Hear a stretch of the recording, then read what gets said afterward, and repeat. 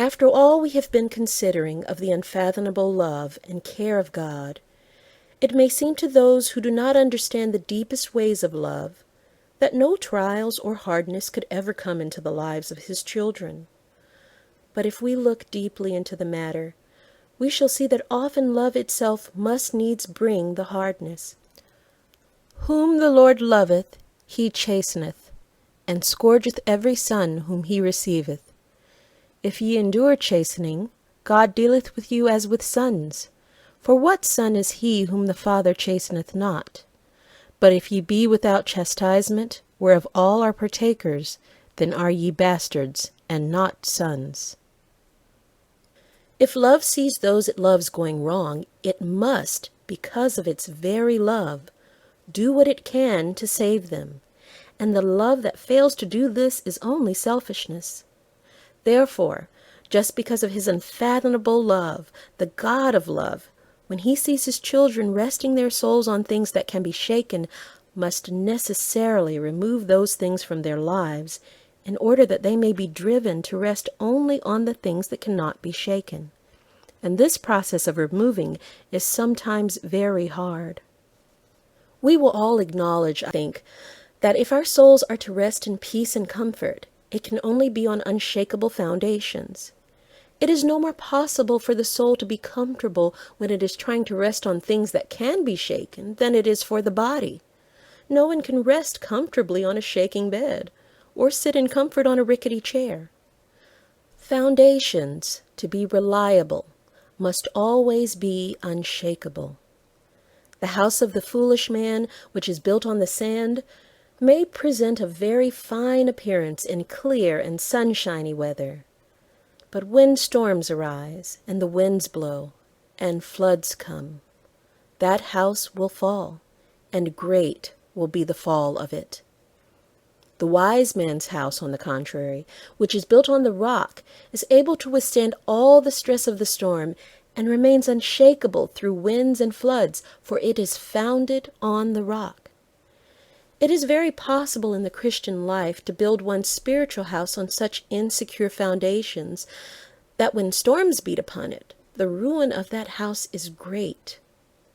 Many a religious experience that has seemed fair enough when all was going well in life has tottered and fallen when trials have come, because its foundations have been insecure. It is therefore of vital importance to each one of us to see to it that our religious life is built upon things that cannot be shaken.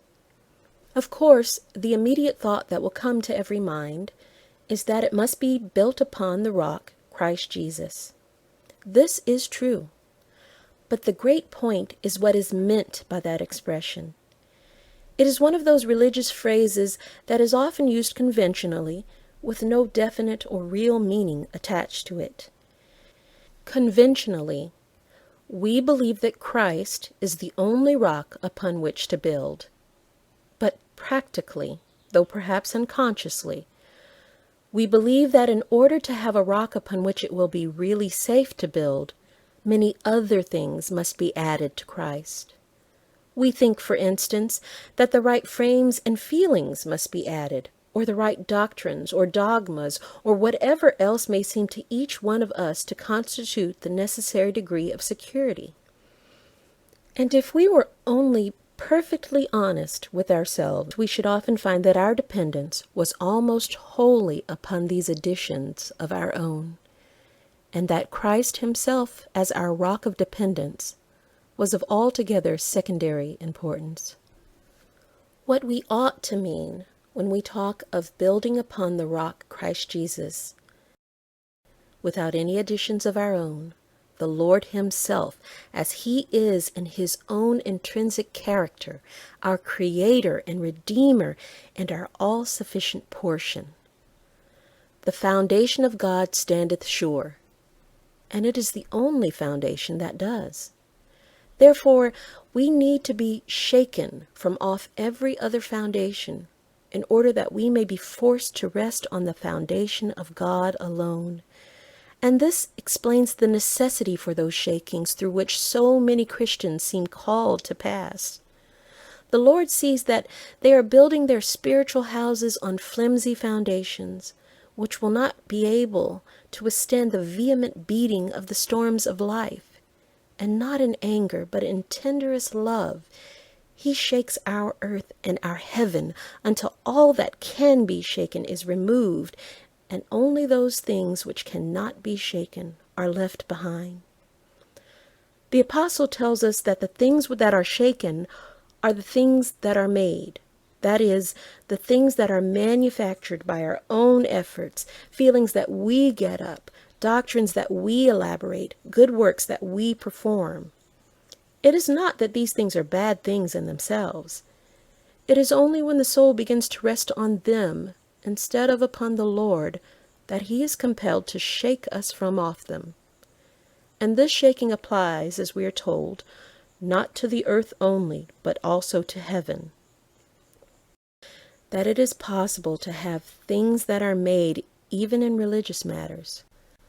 How much of the so-called religiousness of many Christians consists of these things that are made? I think the great overturnings and tossings in matters of faith, which so distress Christians in these times, may be only the necessary shaking of the things that are made, in order that only that which cannot be shaken may remain.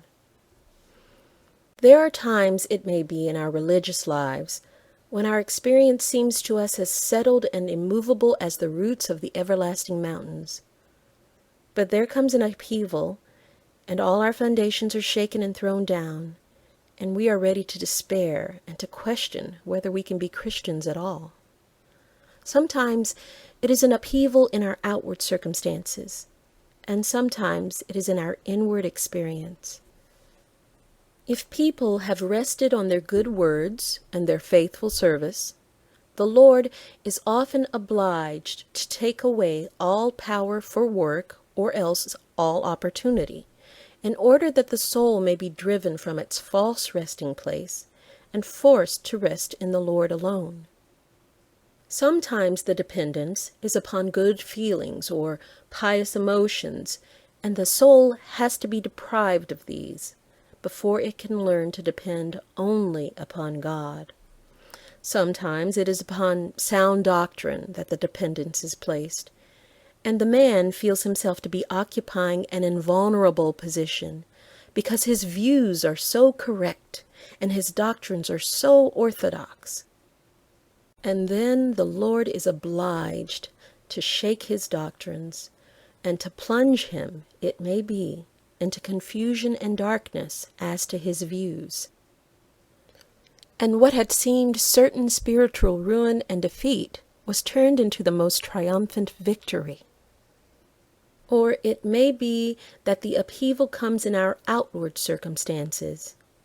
Everything has seemed so firmly established in prosperity that no dream of disaster disturbs us. Our reputation is assured, our work has prospered, our efforts have all been successful beyond our hopes, and our soul is at ease. And the need for God is in danger of becoming far off and vague. And then the Lord is obliged to put an end to it all, and our prosperity crumbles around us like a house built on sands, and we are tempted to think He is angry with us. But in very truth, it is not anger, but tenderest love. His very love it is that compels Him to take away the outward prosperity that is keeping our souls from entering into the interior spiritual kingdom for which we long.